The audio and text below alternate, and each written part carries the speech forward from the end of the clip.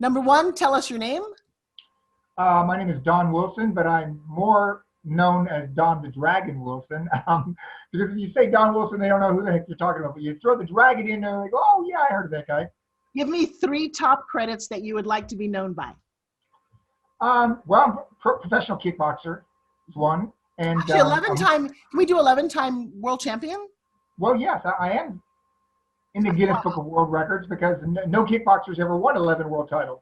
And not that I set out to do it, and I don't suggest anybody do it because, it's, like I tell people, that and $1.50 will get you a small latte at Starbucks. Yeah. But not a El Grande. All right, so next credit? Yeah, okay, so that's one. Martial art action star. I have starred in over 30 films and martial art films. And they're not, most of the Asian-looking guys started in Hong Kong. And then they came over, Jet Li, Jackie Chan, Donnie Yen, Bruce Lee even. And I'm the only one that is actually an American and has a Southern accent from Florida. So that's one of my monikers. That's one of the things I'm known for in Hollywood is that I'm Asian American, but I speak English. And you're the best looking out of all of them. Come on, that won't make the book. You know what? One of my sayings in Hollywood is they don't hire me for my looks. Well, that's so not true. All right, so what I'm looking for, the number one thing is a habit that you do that really sets you apart, something that if you could give to somebody else who's struggling would make them better because you really live by this. Well, I thought about it when you mentioned the things to me, and I started doing this early on in life, and I'm not really sure why. I mean, I was not like mentored by some philosopher or some guru of any kind, but since I started sports early, because I did just sports because I wanted to be accepted. I think I may have told you a little of the backstory is I grew up in Florida, and there were blacks and whites, and they started desegregation when I went to high school. So now you're in high school, and you're Asian looking like me in Florida in the 50s, and I moved there in the 50s. And I don't look like anybody. I have no group. And I wanted to be accepted by the blacks and the whites. And I found out quickly that if you sink a 30-foot jump shot, both guys, the black players love you, the white players, everybody likes you when you're successful in sports. I found that out young. And so I became the MVP of my high school football and basketball team. So it's not easy. You can be the MVP, most valuable player, let's say basketball, but it's a whole different body. I weighed 205 when I was 16. And I was a middle linebacker. And I had to drop all that weight and be lean. And I was, I brag, I was a gunning guard. I scored 40 points in a game. And in high school, that's considered, I'm stealing the ball from my own players to shoot, though. I have to admit I was a little selfish. But so anyway, it was difficult to be the MVP of the football and basketball team because they're two totally different kind of sports. Yeah. Different skill sets. But that shows you how far I pushed myself. Because I want to be accepted. Why do you push yourself so hard? What's the driving force? Is it a dad thing? Is it a you thing? A brother thing? Where did that come from? Acceptance. I wanted to be accepted by the people. And, when, like I said, when I was successful, I scored 2 touchdowns and I played on defense. And that's not normal. Because I literally just took the ball away. I hit the guys, the ball popped loose, fumbled, grabbed it. I intercepted a pass, ran 40 yards for a touchdown. I really pushed myself as an athlete. And but why? You know what? There's got to be a why. To be accepted. But were you accepted? What did your dad say about all this? I think he liked it, but my father and I, we weren't. He was from the days when you don't show emotions, and a man, he's a man of few words. He never hugged me, and there was no physical. Wasn't really close, but I did have one parent. My mother was just the opposite. She was very loving and caring, and so my mother was really the supporter of me and my athletic career, right? Especially the fighting, because my father hated. He wouldn't even go to my fight. No, wait. So now you're doing basketball and football. When did you start fighting? My first fight was in 1974, first pro fight. But I was doing martial arts, and I was competing in martial arts, but not as a professional kickboxer. And actually, we didn't call it kickboxing. We called it full contact karate. Wow. And my very first fight we fought, it was Orlando, Florida, and it was on a concrete floor. Now, if anybody had gotten knocked out, they wouldn't be out. They would be dead, because what happens is you get knocked out and you fall all the way down. Your head falls 6 feet for me Yeah. on concrete, and that's it. Yeah, that's how green I was in the beginning. I thought, hey, I'm going to fight, on a concrete floor, my first pro fight. But I was going to college at the same time. And so what ended up happening was at a certain point, I believe it was 1977, I decided that I was going to quit everything, drop out of school, which my dad didn't like because I was an engineering major. He was an engineer. I was following in his footsteps. I was going to quit college, quit my job, which was a great job. I was managing the top nightclub in Cocoa Beach. Let's put it this way. Hulk Hogan used to be a bass player in a rock band.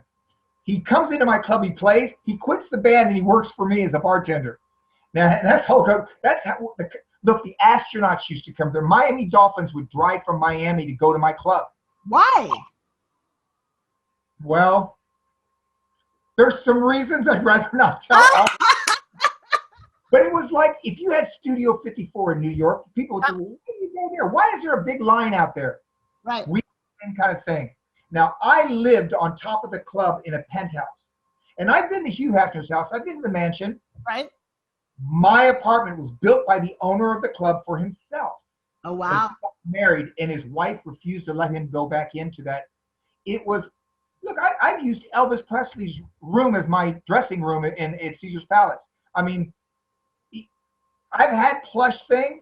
The penthouse on top of the nightclub. It took up the whole top of the nightclub. It was, and there was a spiral staircase that went up to it.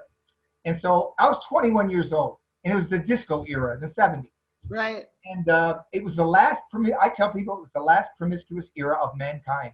Because after that, the AIDS came in, and everybody started changing their attitudes and everything. But this was right after the 60s, and it was this early 70s disco era was, bless you. And I was managing the top nightclub. I mean, the astronauts came in there, but, the New Orleans Saints, Houston Astros, it was famous for Central Florida. And I could climb on top of it and throw a rock, and it would go into the ocean. That's how it was, right on the beach. Oh, wow. All right, so now fast forward, because I don't want to get too long. That was in the 70s, I started kickboxing. So then my life changed. I was not a partier. I was a professional athlete. And like I do everything else, I was obsessive.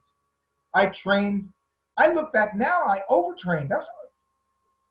You're going to do a competition that takes about 30 minutes to do. You don't need to spend 6 hours every day doing it.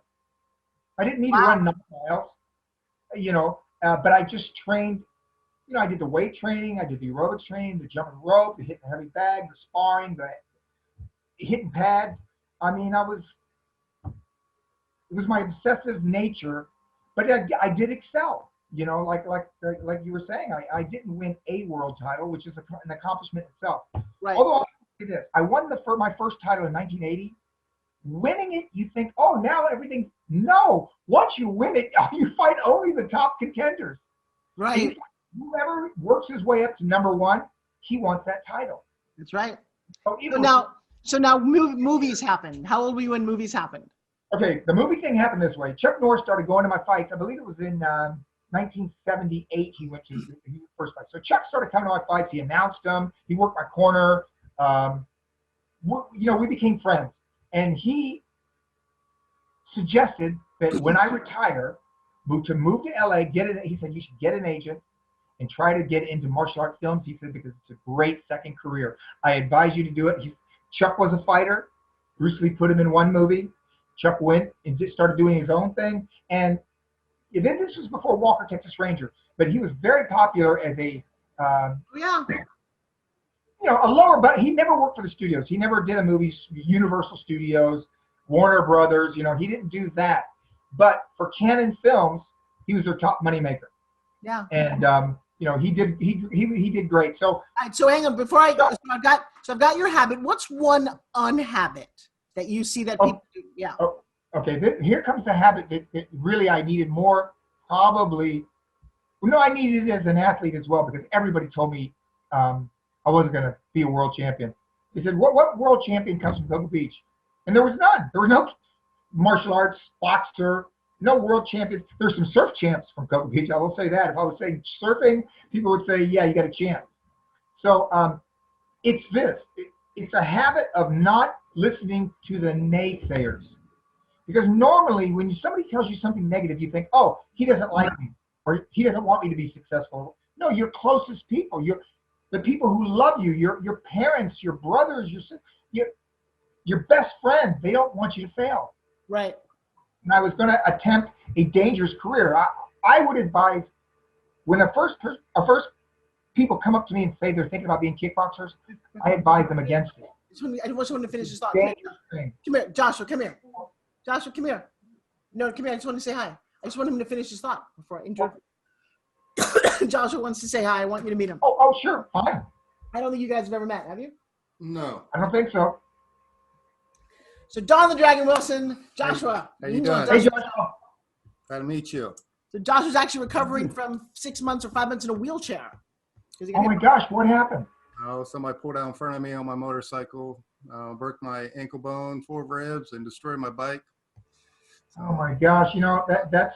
I know it's probably fun riding motorcycles. I used to ride dirt bikes a little bit, but it's just so dangerous. I mean, there's so many knuckleheads. I've been in car crashes where 2 people have hit me. If I was in a motorcycle, I wouldn't be here right now.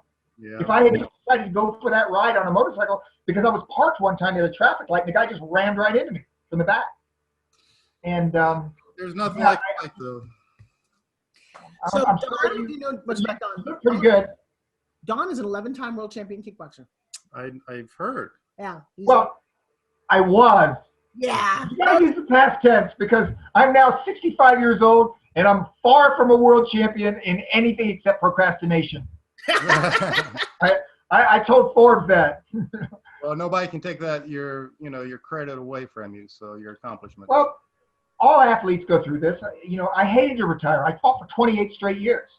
Right. I started in '74. My last fight was 2002, and I came out of retirement already twice. Matter of fact, I signed to fight again a year ago in Kazan. This Russian oligarch, billionaire, offered me $1 million just for the guarantee, just to come out. And I said, yeah, I'm out of retirement. I'm fighting right now. And it was against Van Damme. I might as well say it. I haven't been saying it because he would not fight. No. But if I fought Van Damme, the new fab is the old fighters are all coming back with Tyson. Yes. Yeah. Look, I was with Mayweather and I were in Chechnya last year together. The president of Chechnya is a big fight fan. So he had a birthday party. It's weird. When you get to be a celebrity as a fighter, you get invited to weird things. So Mayweather and I went together. And Mark Dacascos also, I don't know if you know the actor, but he had just done the movie with the John Wick thing with Keanu. Mm-hmm. And he was right off that set. And we all went because the president of Chechnya wanted us to go to his birthday party. So anyway, but Mayweather, I talked to him. Listen, he didn't even throw a punch the first 5 rounds. He carried that Conor McGregor. But the money he made $200 million, excess of $200 million. Conor McGregor, he paid $100 million.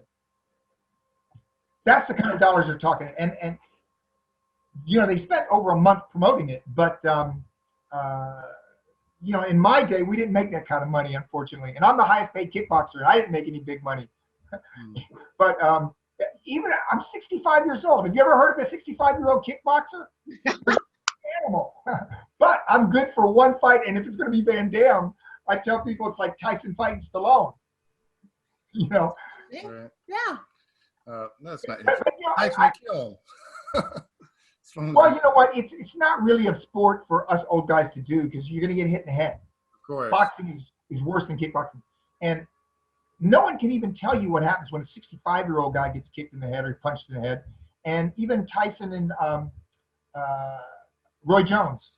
Roy Jones and our attorneys negotiated for 1 week, and they couldn't come to a deal. But Roy and I were going to fight on pay-per-view. It was going to be boxing versus kickboxing because we both agreed to each other.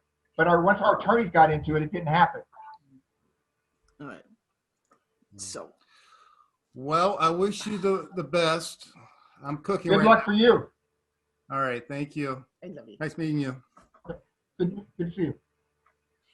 All right. So the unhabit is. Don't ever get on his motorcycle with him. Don't ride on the back of that thing.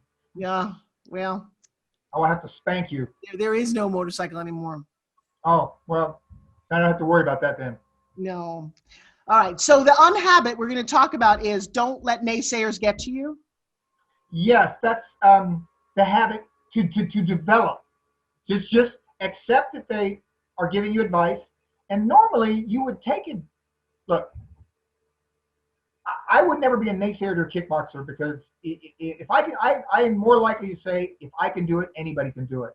I don't want to make myself exceptional in any way. No, I was born with a certain amount of attributes, but you have to do the road work. You have to do the training and go to the sources of the knowledge. Because I did what Bruce Lee said to do. I cross trained. I trained with everybody. So, but you're going to have people tell you when you decide to do something, whatever it is. If it's worth doing, it's probably going to be difficult. The more valuable things, aren't they the rougher things?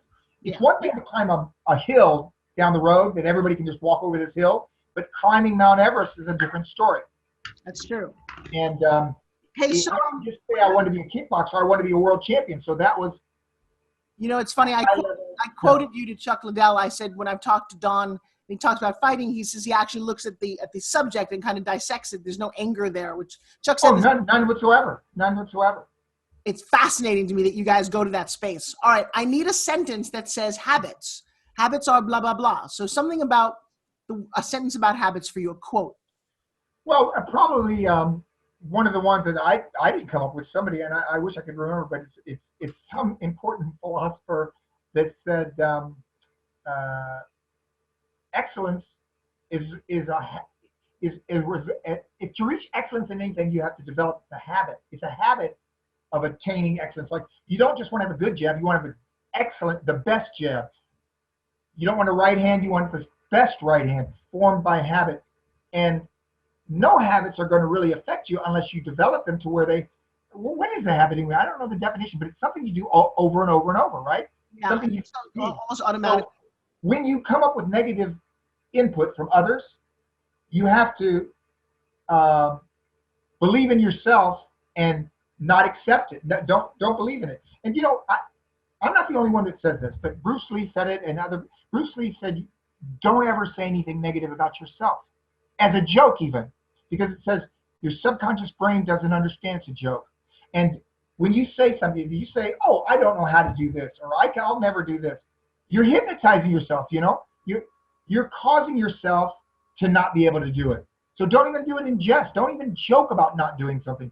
Just keep thinking positive and doing the things that you have to do. Now, that's one thing you want to develop. Thing you don't want to develop is, I told you my bad habit. I'm not putting that down as your bad habit. There's no way I'm publishing a book with Don Wilson and the word procrastination in it. So that's not happening. No.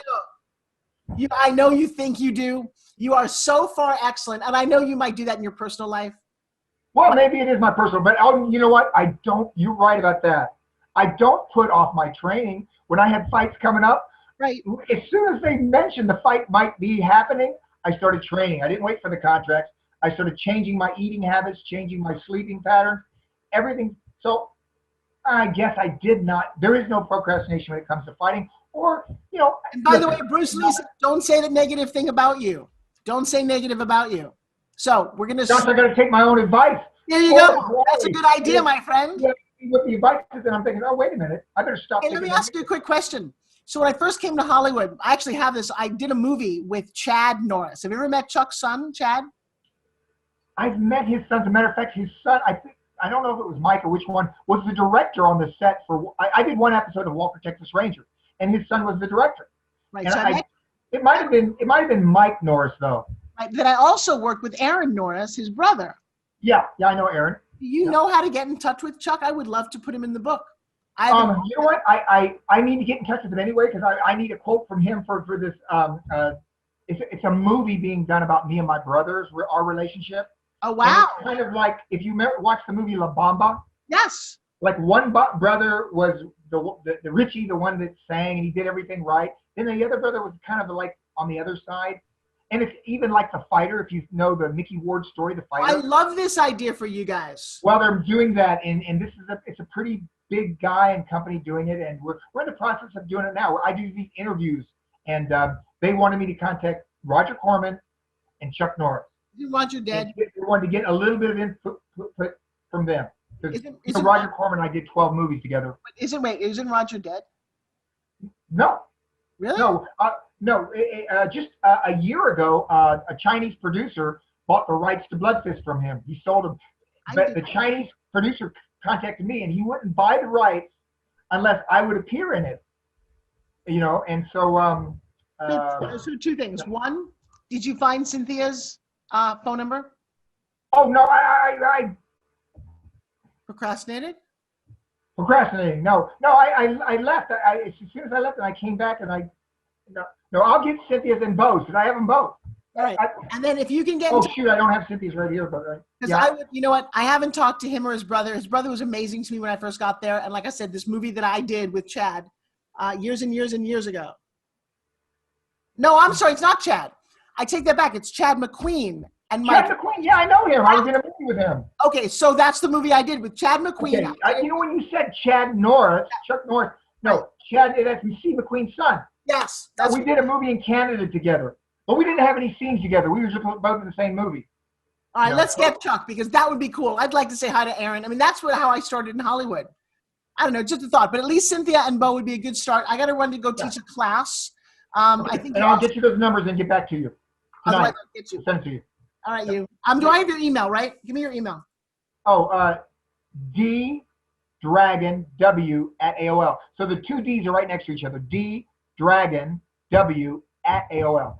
I got you, brother. Thank you so much. Mwah. Please Talk to you send soon. me an email so I can send you one back. Okay, bye.